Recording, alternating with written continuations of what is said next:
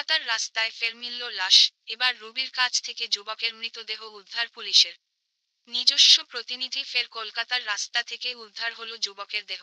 সোমবার সাত সকালে রুবির কাছ মন্দিরপাড়া এলাকা থেকে উদ্ধার হয় অজ্ঞাত পরিচয় এক যুবকের নিথর দেহ। আর এই ঘটনার জেরে এলাকার মধ্যে ছড়িয়ে পড়ে উত্তেজনা।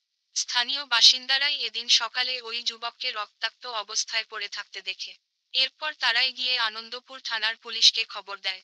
ঘটনাস্থলে পৌঁছিয়েছে পুলিশ। ইতিমধ্যেই যুবকের দেহ উদ্ধার করে ময়নাতদন্তের জন্য পাঠানো হয়েছে। এখন পর্যন্ত ওই যুবকের পরিচয় জানা যায়নি। পুলিশ জানিয়েছে, ঘটনাস্থলে যুবকের দেহের পাশে ছিল একটি স্কুটার। সেটিও উদ্ধার করা হয়েছে। তবে কি করে ওই যুবকের মৃত্যু হলো নিয়ে এখন রয়েছে ধোঁয়াশা। ময়নাতদন্তের রিপোর্ট এলেই পুরো বিষয়টি সামনে আসবে বলে জানিয়েছে আনন্দপুর থানার পুলিশ। প্রাথমিকভাবে মনে করা হচ্ছে, স্কুটির চাকা স্টির করার কারণেই দুর্ঘটনায় মৃত্যু হয়েছে যুবকের।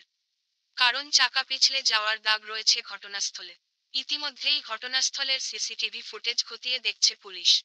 এই ঘটনা নিয়ে আপাতত অস্বাভাবিক মৃত্যুর মামলা রুজু করা হয়েছে।